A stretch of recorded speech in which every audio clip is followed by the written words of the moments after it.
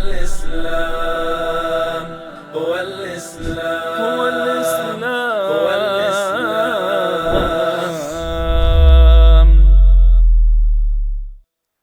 بسم الله الرحمن الرحيم. الحمد لله رب العالمين، والصلاة أفضلها والتسليم أتمه على المبعوث رحمة للعالمين محمد بن عبد الله. In our second episode, inshallah, today also I would like to share with you 3 points pertaining to our topic, the Islamic worldview. The main elements of Islamic worldview are God, Allah subhanahu wa ta'ala, the Almighty, revelation, the Quran, and prophethood. Number 3, God's creation. Number 4, man and the physiology of human soul. Then knowledge. Another element is religion. And then freedom. And last but not least, values and virtues. But not to forget also the hereafter and happiness. So all of these are elements of the Islamic worldview. So when we talk about God, for instance, we have to mention what type of God are we referring to. Who is our God? Who created us? And God, to communicate with human being, has to send prophets.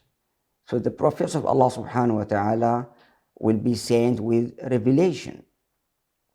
So the one who accepts Allah as his creator, his sustainer, has to accept also all Allah's prophets and messengers. Because what Allah wants from human being will be pointed out, will be delivered through messengers of Allah. So that is the next or the second element of the Islamic worldview. The third element is God creation. Allah subhanahu wa ta'ala created so many things in this world. So you will not be a believer, a true believer in Allah subhanahu wa ta'ala, unless and until you accept Allah's creation. As you know, we are not living alone in this world. We have the other creations, like the jinn, the devils and evils. So we have to accept the fact that they are Allah's creation and they live with us. Animals are also Allah's creation. So the way how you treat your animals, that is based on your Islamic worldview.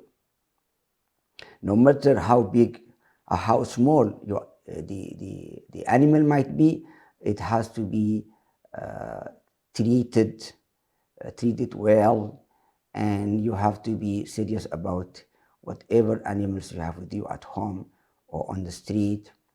For instance, on the day of Eid al-Adha, the day of sacrification, when you sacrifice that animal, you have to mention Allah's name, because of Allah you are able to slaughter that huge animal. And the Islamic way of sacrificing is to hide the knife from the animal. So you do not treat it like you are only slaughtering it. So you have to hide the knife, and you should not sacrifice it in front of the other animals. And you have to sharpen your knife so you don't torture the cow or the sheep or the goat that you are slaughtering. And we are going to deal with so many examples in the Quran and the Sunnah, how Muslims are obliged to respect also animals, treat them well. Though we are allowed to slaughter them, to eat them, to drink the milk, to eat the meat, to use the skin, we are not allowed in Islam to mistreat our animals, because they are Allah's creation. We are subservient, yes, true. We are given the opportunity to lead the world, so the animals are under us. However, it doesn't mean we are permitted to mistreat them or abuse them or misuse them. We are only permitted to use the animals. Another element is man and the psychological human being, or the psychology of human being or human soul. Why? Because as Islam teaches us, man is Allah's vicegerent on earth. Khalifatullah fil ard. So being Allah's vicegerent, being Allah's Khalifa on earth, you have to accept the fact that you are not created only from soil. In fact, in Islam we believe in the theory of creation, not the theory of evolution. So man doesn't come from apes. Man comes from soil and soul. Allah subhanahu wa ta'ala created Adam and breathed into him part of his soul, as we are going to deal with this issue inshallah later on. So for now, remember, brothers and sisters, that man and the psychology of human soul is one of the elements of the Islamic worldview. Next is knowledge. What is knowledge and how do we gain knowledge? Not only how you gain it, but how you sustain it, maintain it, retain it, and how to disseminate it. In Islam, we have to accept Allah subhanahu wa ta'ala as the ultimate source of knowledge, the one who knows everything. Allah subhanahu wa ta'ala revealed his books to his messengers, and then the messengers delivered the books to human beings. So knowledge is a big issue in Islam. So what type of knowledge you gain is not a small matter. And after you gain that knowledge, you should not keep it in your heart and in your mind. You have to disseminate it. You have to deliver it to the people. And you should not gain knowledge that is harmful to the people. And if your intention in seeking knowledge is to show off, will not be accepted in Islam. If you learn anything that is going to be harmful to human being and to human civilization, Islam will not accept that type of knowledge. Of course, religion is one of the elements. You cannot talk about Islamic worldview without talking about religion. Another element is freedom. What is freedom? And how do you gain your freedom? And are you absolutely free to do whatever you want to do? No. Freedom is so limited. You can't, for instance, be naked on the road, claiming that you are free. That is your body, that is your clothes. You don't want to be covering your aura.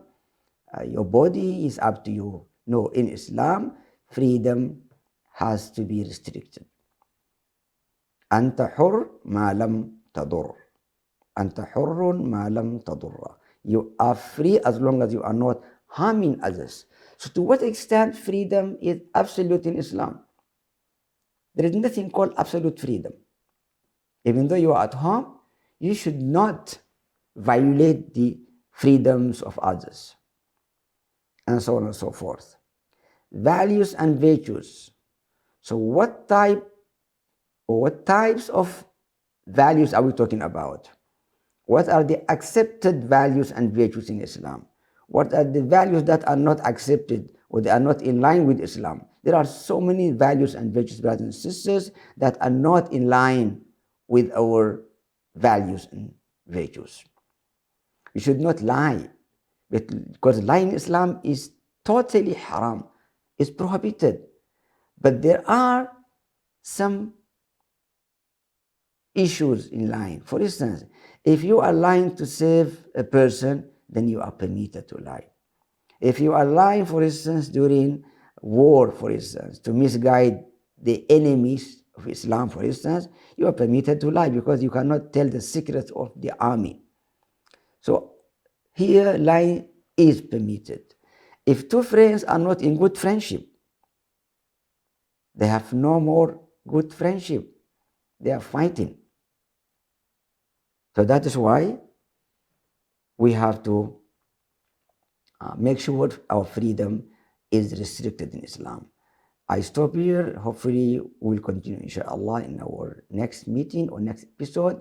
Till then, Assalamu alaikum wa rahmatullahi ta'ala wa barakatuh. هو الإسلام هو الإسلام هو الإسلام